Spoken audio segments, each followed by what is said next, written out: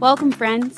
It's time to get your cacao ready and settle in as we join for another episode of Megan Hopper Presents The Cacao Crowd, where we'll connect to heal, empower, and learn to love ourselves a little more each day. Hey guys, welcome back. So glad that you're joining us. And if it's your first time with us, welcome. Happy that you found us. Today we have an interesting episode, and I'll be honest with you, we're pre-recording this because we've got some things that are holding up not being able to do a live show for today. So I won't be able to answer your comments in real time, but I promise if you put them on YouTube or Facebook, I will make sure that you are responded to. So what's holding you back from taking your first step in your spiritual journey? Is fear what's holding you back? Are you worried about what other people are going to say? Maybe it's cost or time. Let's dig into all of the reasons that you haven't jumped into a sound bath or a cacao ceremony yet, even though you've wanted to. But first, our cacao. Today, I have some eleuthero tincture in it, full of great adaptogens for stress. One of my friends makes them, and if you're in the local OC area, he'll be at the Remix Wellness Fair that we're doing April 2nd. I also have some organic dates from local farmers that support local, and they're obviously really sweet. So it's a great alternative to sugar and full of vitamins and minerals like sirtuins. So as always, I like to hold it in front of my heart. You do what's right for you, and eyes open or closed as you see fit. And taking an inhale through your nose. Exhaling through your mouth everything that came before this moment today.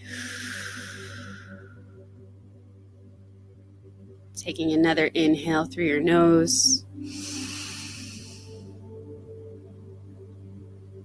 And exhaling any anxious energy, any resentment that you're holding on to, just letting it all go. And calling in our gratitude, our thanks to all of the guides and guardians, plant, animal, and nature spirits, ancestors and relatives, all of our friends and family, seen and unseen, Mama Cacao herself. Thank you, thank you, thank you for co-creating, for sharing with us unconditional love, for reminding us of the connection that we have with our bodies. And taking a sip.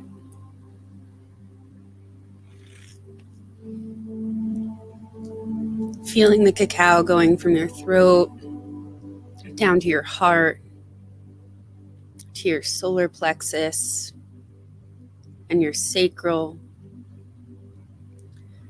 down all the way to the root and into Mother Earth, connecting and growing like roots do, providing you both nutrients and a way to release everything that no longer serves you.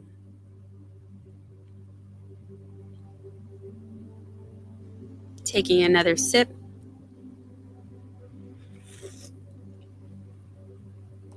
And this time feeling the cacao going upwards, the energy going upwards, past your third eye or brow center, out the crown of your head, and connecting you to everything above, to Father Sky, to the limitless.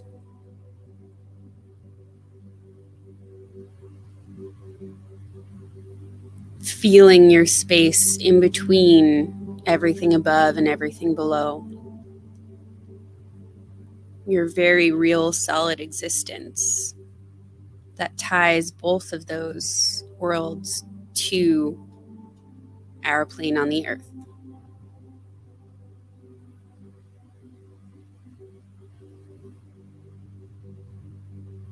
And taking another inhale through your nose. Feeling that space that you've created, feeling the energy from above and below coming into you, exhaling and sharing that, spreading that into the surroundings, the people, the plants, the animals all around you. And when you're ready, slowly blinking your eyes open. And you guys know, continuing to finish your cacao, take sips of it throughout, or throw it back if you really want to. But as always, I caution that that may end up in your nose, like it did to my producer earlier today. Okay, so your fun fact, and I'm not going to lie, this one is actually kind of upsetting, but I'm totally pulling the if I'm in this boat, you are too. So when I found this one out, I was really disappointed. Mike Tyson, the fighter, now probably best known for his role in The Hangover, where he's become more of a funny guy or even a meme. Well, back in the 90s, when he was a big deal, he paid to have the zoo to himself and his wife one morning. Cool, that sounds fun. But while there, he tried to bribe a zookeeper $10,000 to beat the snot out of a silverback gorilla. Luckily, the zoo attendant said no, but wow, I will never be able to look at those memes the same now. So thanks for joining that club.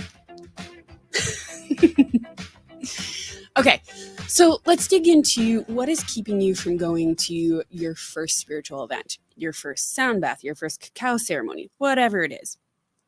Is it fear? Oftentimes we fear things we're not familiar with, and that's okay. This goes back to my rule, you are correct. There's a couple of episodes where we dig into that in depth, so feel free to go back and watch those if you haven't. But when you're scared, feel into your gut and see what it's really telling you. Do you want to do it and you're just scared? Or is it that you really don't want to do it? Those are very different feelings. And even if it's a no now, it could be a not yet. Let yourself get more familiar with everything.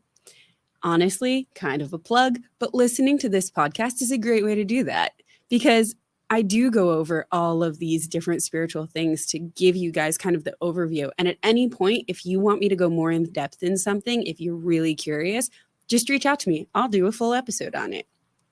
So before you say no to an event because you're scared, really ask yourself, are you scared or is it a no right now?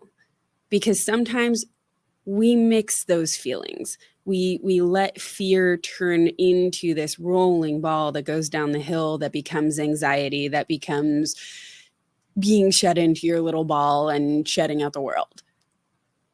If it's a yes, fear is temporary. Is it cost? Now, I'll be honest, there are some events that cost a lot and some that are not so bad. I do cacao ceremonies every so often that are donation based. We actually have one coming up on April 2nd at the Remix Fair that will be a donation based cacao ceremony. We're going to have donation based sound bath and a donation based guided meditation at that event. So you can always find things that are donation based where you can pay the price that you can afford or that you feel is correct. Other than that, all of the events are actually usually cheaper than what they should be. If you ask people who have taken that jump into their spiritual path, into their growth, they're going to tell you going to any of these events is like 6 months of therapy if you allow that to come through. So $45 for a cacao ceremony and sound bath for an hour and a half is maybe a third of the price of a therapist appointment. Just saying. Maybe it's time. I understand there are a ton of time constraints.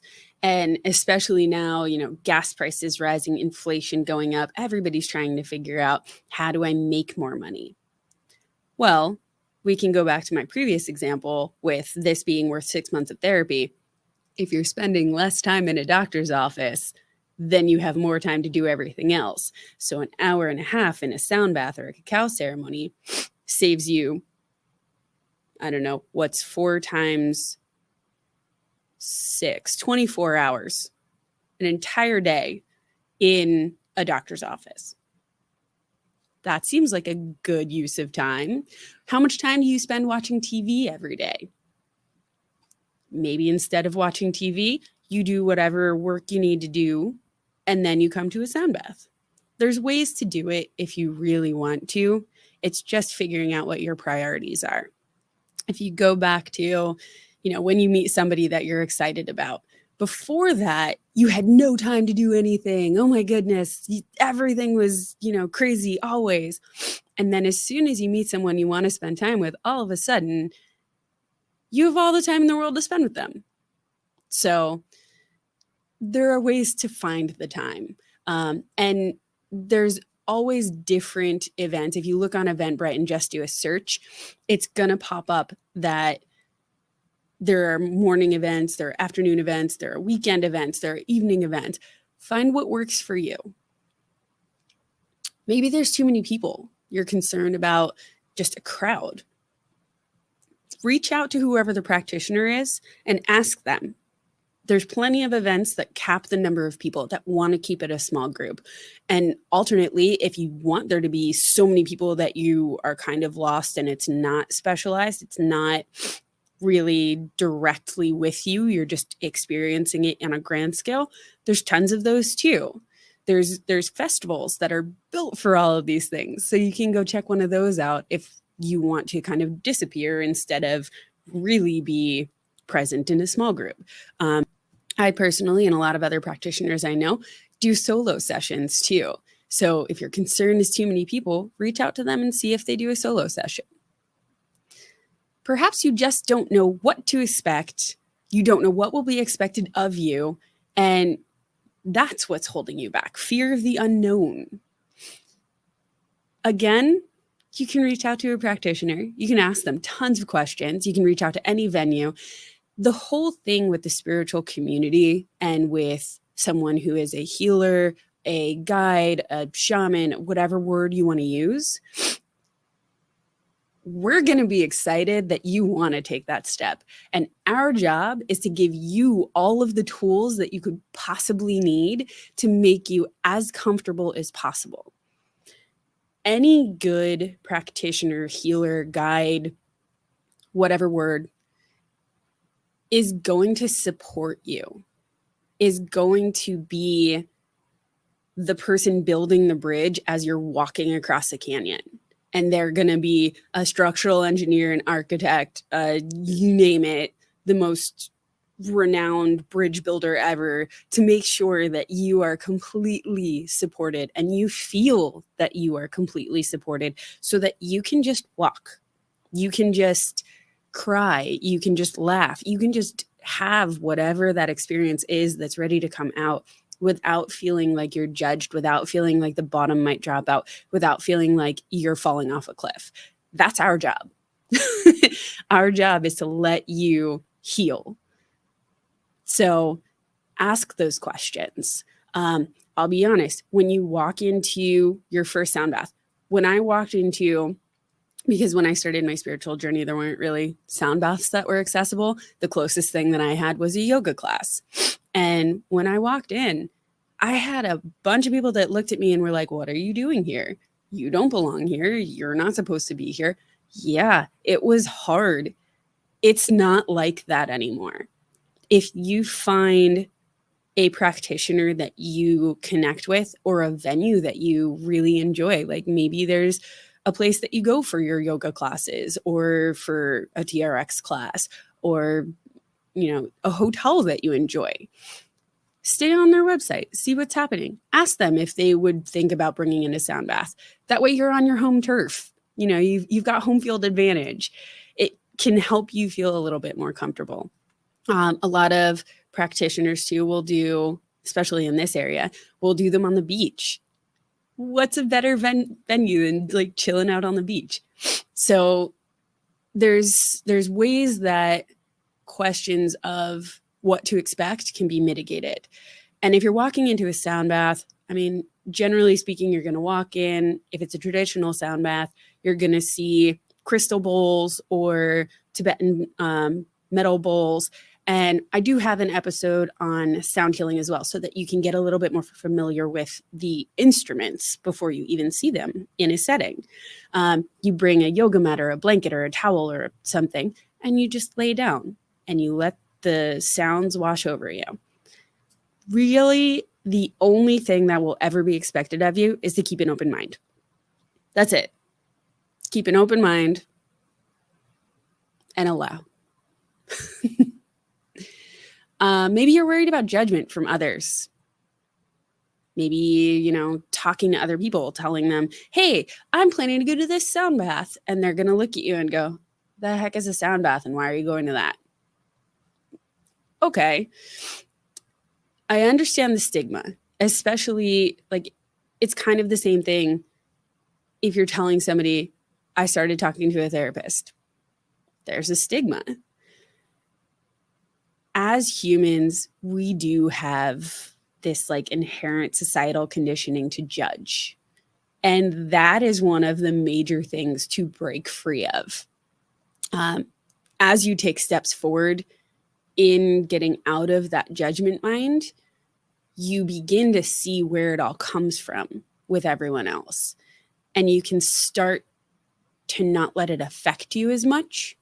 But yeah, when you're still in that very kind of 3D, I'll say, that very physical, that very tangible mindset, judgment hurts. So feeling that judgment can be rough. And sometimes you just don't tell people that you're going to a sound bath because you're not doing something weird or illegal or, or harmful. If you were starting to go to a therapist, you might not share that with everyone. If you were starting to go to AA meetings, you're probably not going to share that with everyone right away. Although I think there's rules in that then you have to be open with people. But, that's a couple meetings in. So there's ways to, again, mitigate that fear that comes from that judgment. And you can always tell them you're going to a concert. Because really, I use the example of a sound bath because a sound bath is kind of one of the easiest ceremonies, spiritual events to step into as your kind of introduction to it. A sound bath is the equivalent of going to a concert and a doctor's appointment mixed together. So you would potentially tell somebody that you were going to a doctor's appointment. You would definitely tell somebody you were going to a concert. Okay, use one of those. Then you don't have that judgment until you feel comfortable having that conversation. And maybe that's, you've done it, you've sat in it, you've experienced it yourself, you really understand what it is now. So now you can have that conversation. Perhaps your fear is that you won't know anyone, or worse, you will. Well, if it's that you will know someone else, you're both there, mutually assured destruction. If it's that you won't know anyone, sometimes that's better. I went to my first event by myself, mostly because at that point, it wasn't something that was talked about as much. It wasn't something that was accepted that much. And you really had to kind of almost fight your way into the club. But nowadays, at most of my events, I do get people who come by themselves because they don't know what it is. They feel more comfortable not having that judgment from everybody that they would bring with them, that onlooker saying, well, what is your experience? If your experience is different than mine, am I doing it right? Because you're more apt to compare yourself to someone you know, and you're more likely to filter yourself to how they know you to be. Because every person does have variations on who they are. You are perceived differently from everyone around you. And to an extent, everyone plays into that because we want to make everyone around us comfortable too. So going to an event on your own maybe the best thing that you can do for yourself, because then you don't have to fulfill anyone else's expectations. You don't have to make anyone else there comfortable.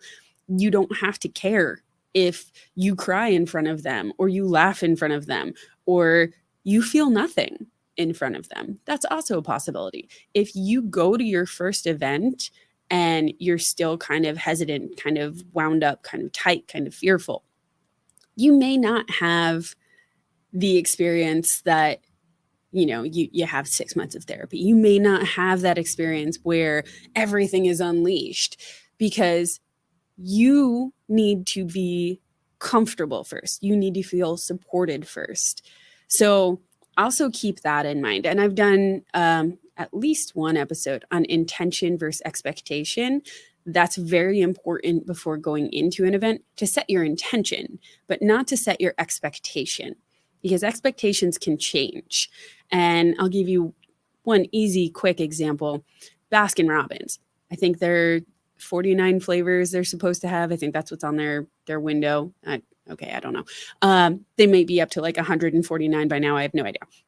But if you go into Baskin Robbins and your expectation is that you are going to get a vanilla cone because you know that there are vanilla and chocolate, then you're just going to go in and you're going to get your vanilla cone and you're going to have your blinders on and nothing else is going to be possible.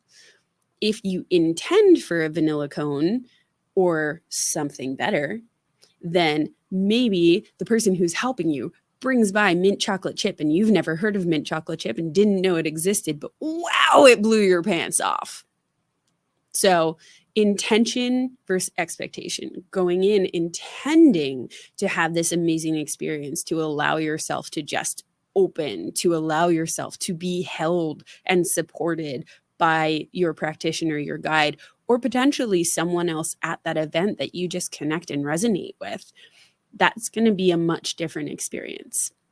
Again, if you're going into, a cacao ceremony, a sound bath, or whatever, read the description. It's going to tell you things that you might want to bring with you. Maybe a yoga mat, like I said, a blanket, a towel to lay on, something to make you comfortable. Maybe you want to bring a notepad if you're someone who likes to write things down, or a drawing pad if you're someone who communicates your internal thoughts through drawing. Maybe you just want to use the recorder on your phone, and as soon as you leave, you go in your car and you leave yourself a little voice note on what you experienced.